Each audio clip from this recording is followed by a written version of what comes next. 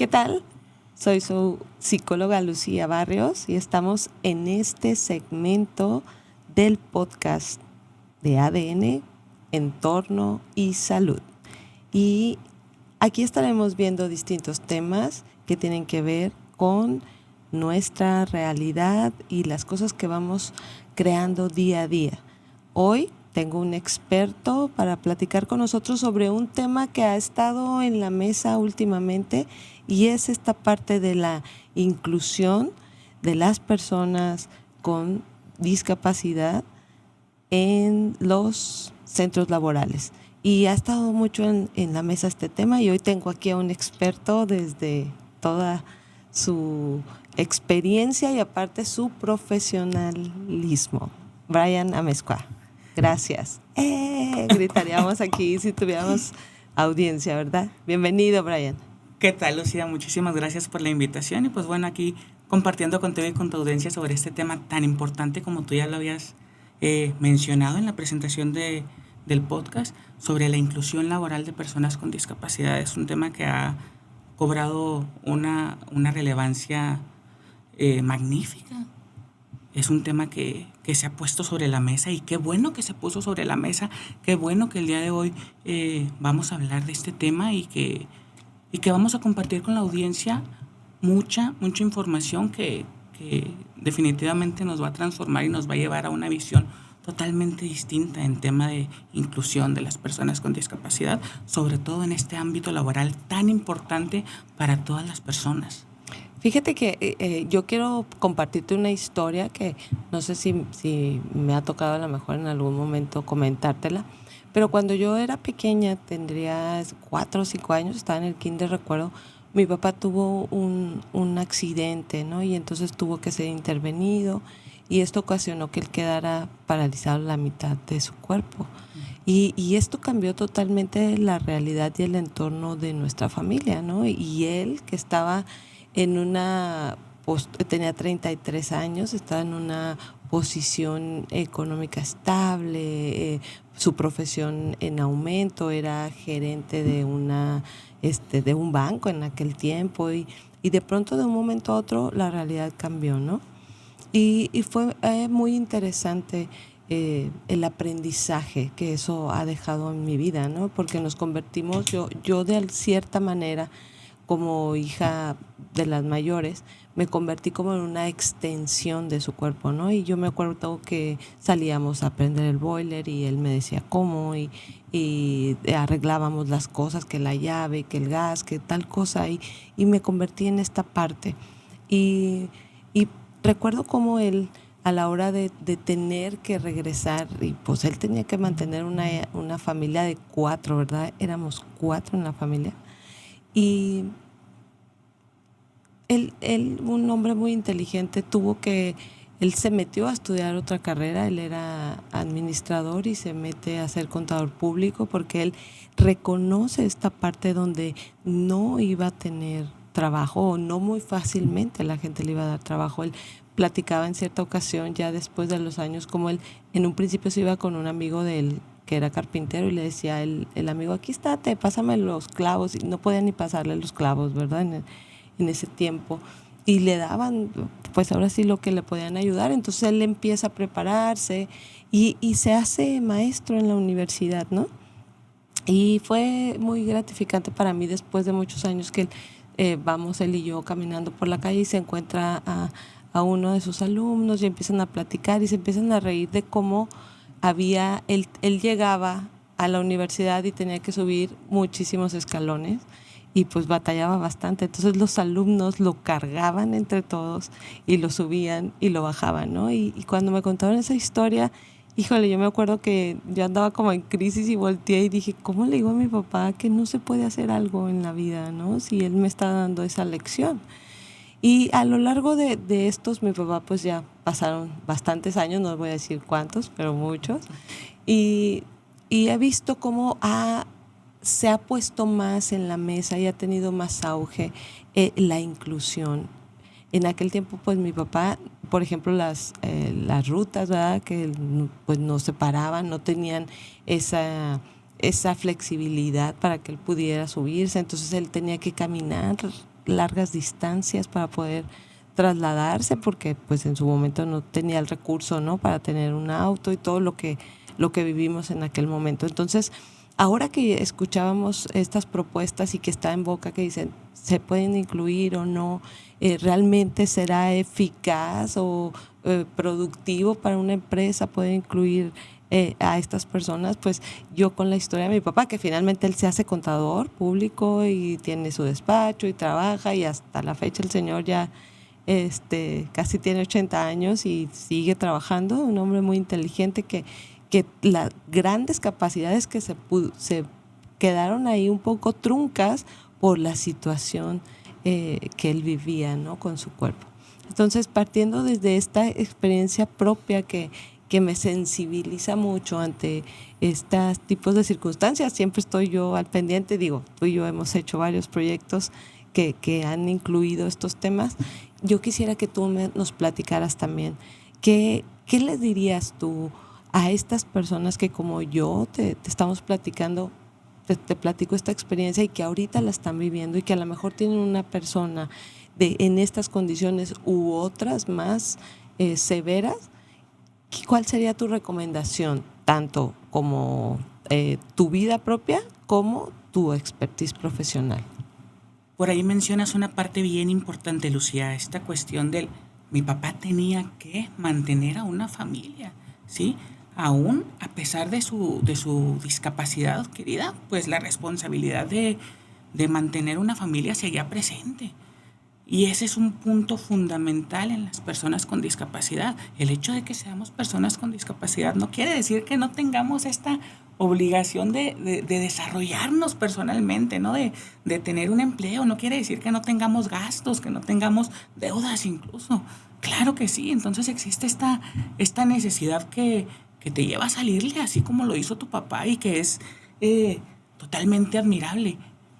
En lo personal, me doy cuenta que existen 3 escenarios cuando tú te atreves a salir, ¿no? A salir y a enfrentar esos miedos y esos monstruos como persona con discapacidad. ¿Te das cuenta de estos 3 escenarios? ¿Cuáles son?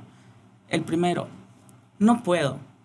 Te das cuenta que sí, que en efecto, por tu condición de discapacidad no puedes hacer muchas cosas, y que vas a necesitar ayuda, así como ayudaban a tu papá, sus alumnos, en el momento de subir a un segundo piso. La segunda, sí puedo, pero no me había dado cuenta que sí puedo porque tenía miedo de intentarlo. Y la tercera, y la más importante, sí puedo, pero puedo diferente.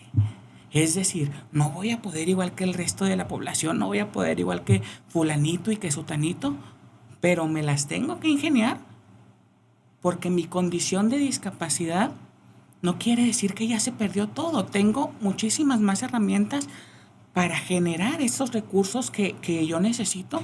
Entonces llegamos a esta parte que es maravillosa del sí puedo, pero puedo diferente. Me encanta la frase. Sí puedo, pero puedo diferente. Así es. Exacto, y te digo, lo vivimos con mi papá y lo vivimos con tantas personas. Yo quisiera que pusieras un poquito al tanto a los que quienes nos escuchan, sobre qué es lo que pasa contigo, cuál es tu condición, cuando dices el hecho que tengamos esta condición, para que los que nos escuchan puedan hilar un poco más esta historia.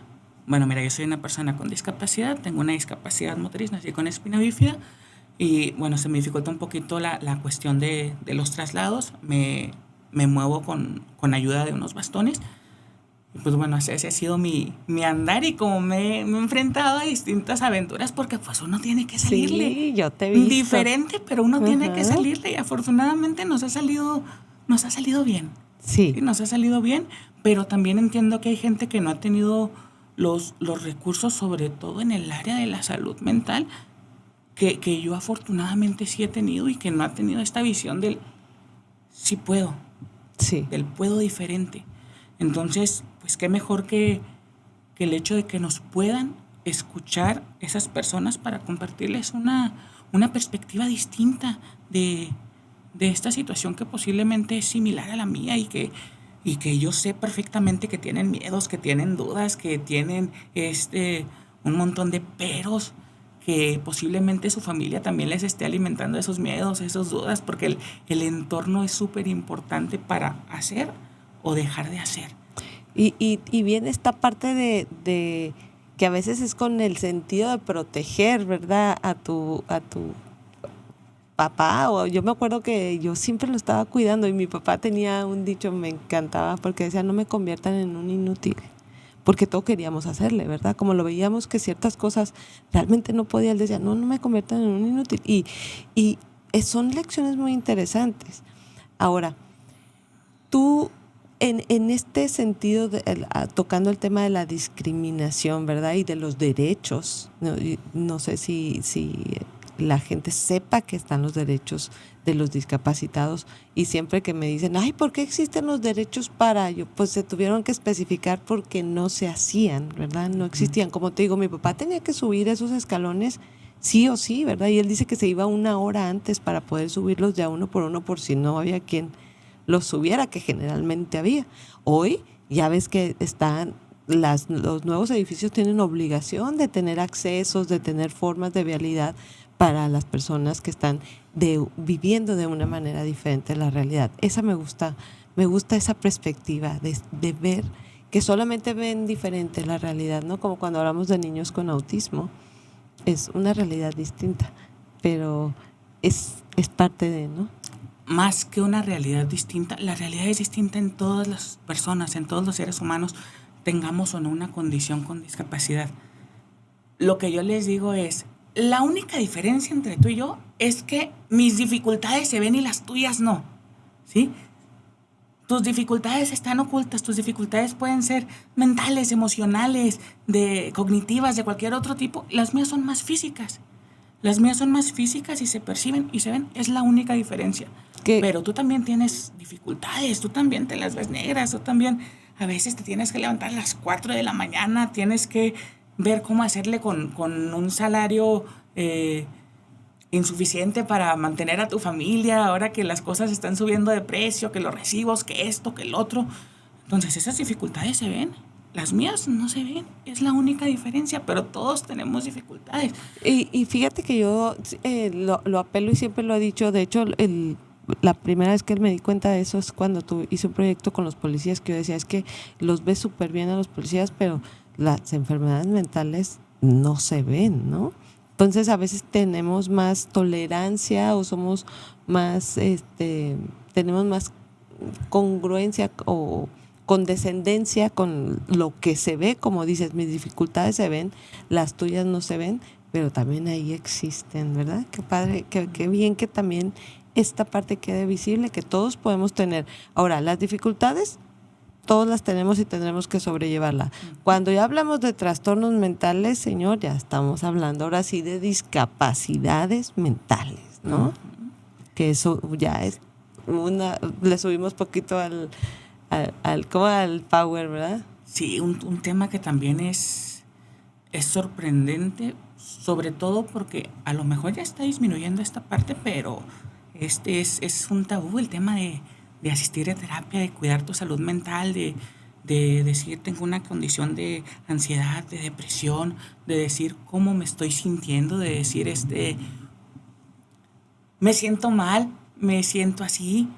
¿Por qué? Porque también estamos en esta posición a nivel social del echaleganismo, ¿no? Del siempre tienes que estar bien, siempre tienes que echarle ganas, siempre tienes que tener una actitud positiva, siempre. No se puede, y es lo que gran parte de la sociedad no entiende. Claro que nos gusta estar bien, claro que nos gusta sentirnos bien, nos gusta sentirnos alegres, pero también tenemos que entender que no siempre se puede y que esos momentos en donde estamos transitando por emociones desagradables son necesarios y que son únicamente momentos.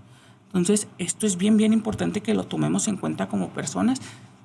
Somos, yo les digo también a mis pacientes en mi práctica privada, todas las emociones caben en tu universo.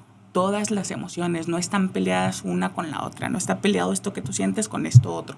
Pueden coexistir perfectamente, no las rechaces, porque justamente rechazarlas es algo que nos lleva a estar luchando constantemente con esas emociones y a decir, sí puedo, siempre puedo, yo soy bien valiente, yo soy más que esta emoción. Y la realidad es que a veces no podemos y está bien. Y fíjate que a mí me toca trabajar a veces con mamás, ¿verdad? Que tienen hijos con alguna discapacidad.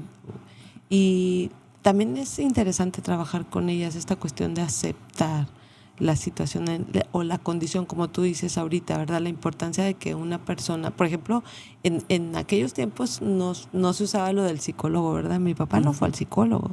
Entonces eso trajo otras patologías distintas en la familia, ¿no? Porque no se atendieron debidamente.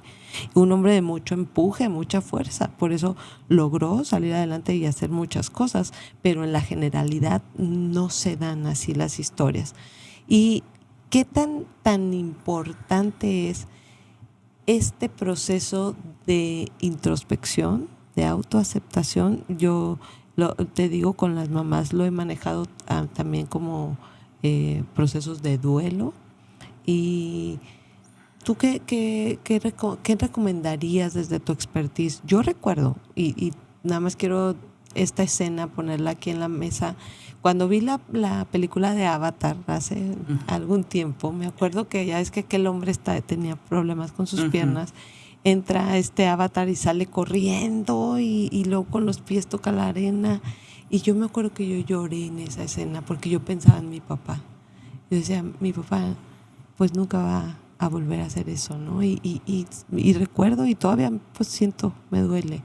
¿Qué nos recomendarías tú a los que estamos viviendo esta situación? Que digo, ya conmigo pasaron muchos años, de alguna forma te acostumbras, pero ¿cómo sería esta forma también de proceder o de atendernos en esta parte? Es muy simple, Lucía. Terapia es canasta básica.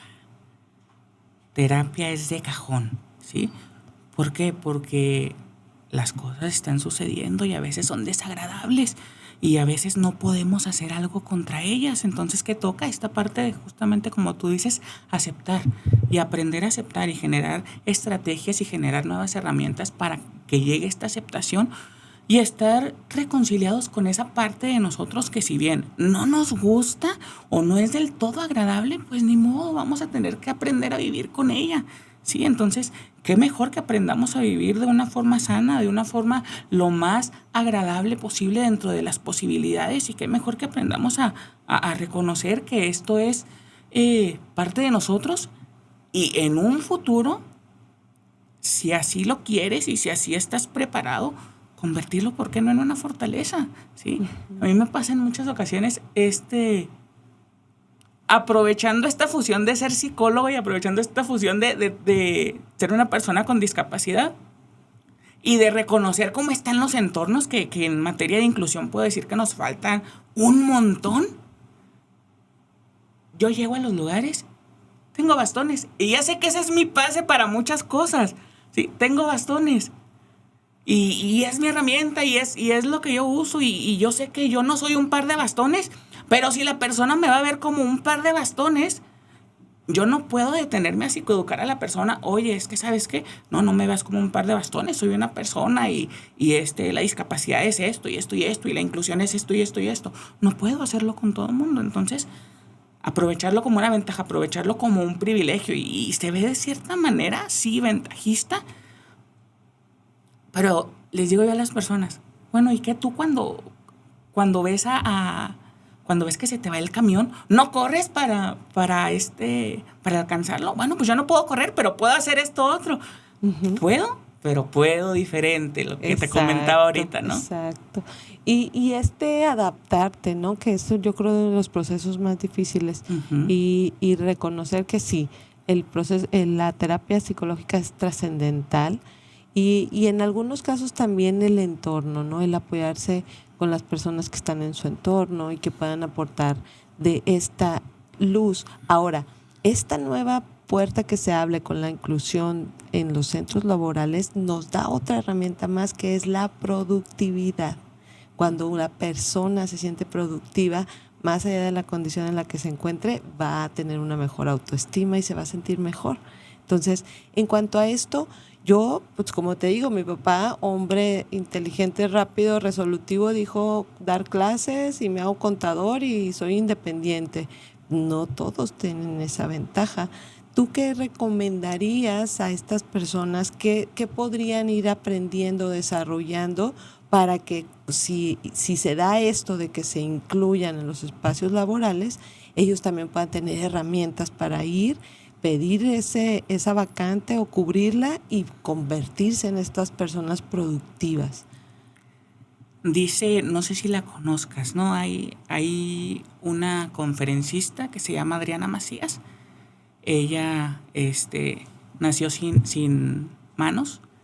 Dice, en la vida no hay que esperar nada, en la vida hay que ir al encuentro con todo.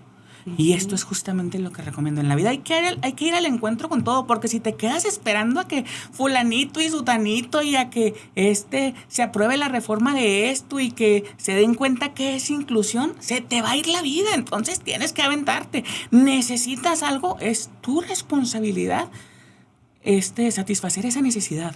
Es tu propia responsabilidad.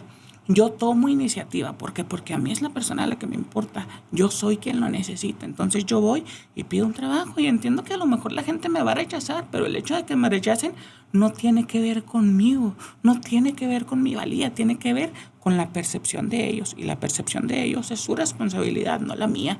Entonces tener esto súper claro, ¿no? Vamos a encontrar un montón de rechazo, pero ese rechazo es propio de la falta de información, es propio de que se ha estado alimentando esta, valga la redundancia, información de que las personas con discapacidad no pueden valerse por sí mismas, de que van a ser un problema en el entorno laboral, de que te van a bajar la productividad en el entorno laboral, de que van a existir mayor posibilidad de accidentes con estas personas con discapacidad, y la realidad es que no. Entonces hay mucha desinformación alrededor de las personas con discapacidad, mitos como tú lo dices, y es importantísimo esta parte de generar información, ¿sí? De desinformar a la población y de que la gente desaprenda todas esas cuestiones que hemos estado acarreando por un montón de años. Fíjate que nosotros ahí en CEFAMPI trabajamos con dos asociaciones, una es Semillas y otra es Pequeños Corazones, se llaman. Y son ahora sí que otro extremo de la discapacidad, ¿verdad? Porque sí son adultos, niños, adolescentes, pero que están cuadriplégicos o que tienen hidroencefalia, que ya tienen cuestiones severas que ahora sí no les permiten desarrollar ninguna de estas actividades. Pero es importante también quien nos está escuchando que sepa que hay procesos y hay derechos y protocolos que le dan ciertas, no le llaman las personas, me dan ayuda del gobierno, no, le cumplen un derecho y también hay un protocolo que hay que hacer, inscribirlos en un padrón, asistir a ciertas instancias para lograr este apoyo. Desde esta severidad, ¿cuál sería tu mensaje? Tanto para quien lo padece como para los cuidadores que se vuelven ahora sí que una extensión del hijo que está en estas circunstancias. Primero haciendo hincapié en esta parte mental, en esta parte emocional. Entiendo perfectamente la frustración que puede generar estar en esa posición. Entiendo perfectamente la frustración que puede generar el hecho de vivir para cuidar a alguien más y de que no haya solución, sí, de que no haya solución y de que nuestra única salida sea la aceptación. Entiendo perfectamente y no se sientan culpables de sentirse así, ¿sí?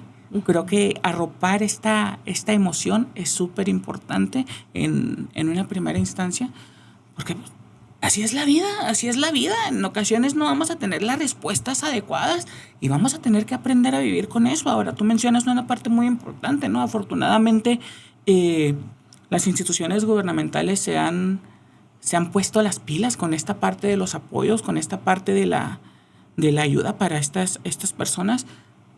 Tómenla, infórmense, de nuevo como lo digo, ¿no? Infórmense, acudan. Aquí es totalmente entendible. Se sabe que de pronto hay personas que aprovechan estas ayudas del gobierno a pesar de que no las necesitan, pero estamos hablando en un caso en donde sí es necesario totalmente, ¿no? Porque recordemos que al estar al pendiente 24/7 de esa persona, pues bueno, no puedes acceder a un empleo formal, a un empleo de tus 8 horas, ¿no? De tus 40 horas laborales. Entonces, es donde cobra importancia esta parte del apoyo de las instituciones gubernamentales. Infórmense, acudan. ¿Por qué? Porque esto es un apoyo para ustedes. Esto es para que esta situación, si bien no se solucione, porque lamentablemente no hay solución, sí aprender a llevarla de una manera más tranquila. Y fíjate que a través de estas asociaciones también yo me he dado cuenta que hay programas municipales y estatales de transporte y les hablas con tiempo y le dices, oiga, yo voy a tener cita con el médico, necesito que me mande tienen camionetas adaptadas. Uh-huh. Y van y mueven a las personas, porque cuando tienen las citas ahí, las sesiones que tenemos en Cefampi, los mueven, ¿no? Entonces, yo decía, híjole, yo no sabía que existía esto, ¿no? ¿Cuánta gente no sabe toda esta ayuda que existe? Googleé, ponga ahí, ¿verdad? Uh-huh. ¿Dónde puedo encontrar ayuda para mi hijo que padece esto? Bueno, pues está súper interesante este tema. Ahora ya, pues para ir concluyendo, quisiera que nos dijeras cuáles serían estas ventajas de que se aprobaran a lo mejor estas nuevas legislaturas y que se haga la inclusión, no forzosa, porque no es la palabra, sino que la concientización de la inclusión en los espacios laborales de las personas con discapacidad sea un hecho. La primera ventaja y la más importante, visibilizar a un sector de la población que ha estado invisible, ¿sí? Saber que sí existen y sobre todo las ventajas para las personas con discapacidades es el hecho de sentirme importante, es el hecho de decir, wow, sí puedo aspirar a un trabajo, sí puedo aspirar a ganar un sueldo, sí puedo aspirar a incluso en el trabajo generar redes de apoyo, ¿no? Entonces, es darte cuenta como persona con discapacidad de sí puedo. Y a nivel social, pues generar ese despertar, llenarnos de información, que muchas veces la gente está llena de buenas intenciones, ¿sí? Yo me puedo encontrar con gente que es buenísima onda, tiene buenísimas intenciones, pero no sabe cómo. Entonces, estaríamos abriendo una parte súper importante en esta cuestión de esa gente con buenas intenciones ahora sabe cómo. ¡Qué padre! ¿Por qué? Porque esto nos va a llevar a un ambiente muchísimo más inclusivo, a un ambiente de una verdadera inclusión. ¿Por qué? Porque realmente, Lucía, estamos llenos de una falsa inclusión, de cosas que creemos que es inclusión, pero no lo son, ¿no? Entiendo. A lo mejor esta parte que tú me mencionabas de tu papá cuando entre muchos compañeros lo subían a un segundo piso, eso no es inclusión. ¿Por qué? Porque tendría que haber un elevador para que tu papá por su cuenta suba a un segundo piso. Sí, no tienen que andar 5 compañeros detrás de él. Esto no es una inclusión. La inclusión es que las personas pertenecientes a los grupos minoritarios tengan la misma posibilidad de acceder a los recursos que nos ofrece el medio que las personas que no tienen este tipo de dificultades. Sí. Entonces, una beca no es del todo inclusión. Que nos den el apoyo para esto no es del todo inclusión. Sí llamar a hacer una verdadera inclusión y a informar a la población. Afortunadamente nuestra población es maravillosa en cuestión de ayudar. No saben cómo, lamentablemente. Entonces sí, psicoeducar en materia de salud mental y psicoeducar en materia de inclusión. Sí, y sobre todo ese punto era lo más importante, llegar a la mente de las personas, que cambie esta situación. Yo me acuerdo que era así como que, ay, tu papá está malito, y era como verte como juzgado, como relegado, y no, verlo como solamente están en una realidad diferente, como tú lo decías. Uh-huh. Bueno, no una realidad diferente, sino lo puedo visible, hacer, pero diferente. Solamente es que lo hago diferente. Esa es la frase que quería encontrar. Sí puedo, pero puedo diferente. Exacto. Entonces, sabemos que es beneficioso que se abran estos espacios, sabemos que cada vez nuestra sociedad va evolucionando y vamos teniendo más apertura, y creemos que han evolucionado también las leyes para las personas con discapacidad y podemos luchar por algo diferente, ¿no? Así es, entonces entusiasmados por ese camino, falta mucho por recorrer, es la realidad, pero se empezó a hacer, se empezó a visibilizar, se dio a conocer que existen estas necesidades de las personas con discapacidad. Falta hacer ajustes, muchos ajustes para que esto sea objetivo y real, pero el caminito se ha empezado. Entonces, tener una constancia en ese caminito, no abandonar las propuestas que se han iniciado nada más porque al principio no funcionaron como teníamos presupuestado que funcionaran, sino seguir, porque esta es una lucha constante. Si tú y yo el día de hoy estamos hablando de temas de inclusión y de discapacidad y de temas de salud mental, es porque detrás de nosotros hay una historia de gente que ha luchado y que ha invertido su tiempo, su esfuerzo, sus recursos, su conocimiento en que estos temas el día de hoy puedan ser tocados en un podcast como estamos tú y yo el día de hoy. Y que te digo que a nivel nacional, ¿verdad? Porque es un tema que está a nivel nacional. A mí me llamó muchísimo la atención por mi papá inmediatamente, ¿no? Porque lo traigo ya siempre. Es algo que me da también por trabajar. Y sí, la psicoeducación es de lo más importante. El aceptar las circunstancias que vivimos y el transformarlas a través de la adaptación, le llamaría yo. Entonces, si alguien que nos esté escuchando está padeciendo por esta situación, pues lo animamos, como tú bien lo dijiste, a moverse, a salir, a romper los paradigmas, a salir a buscar estas oportunidades. Hay que ir por ellas, dijiste, ¿verdad? Y me encantó esa frase.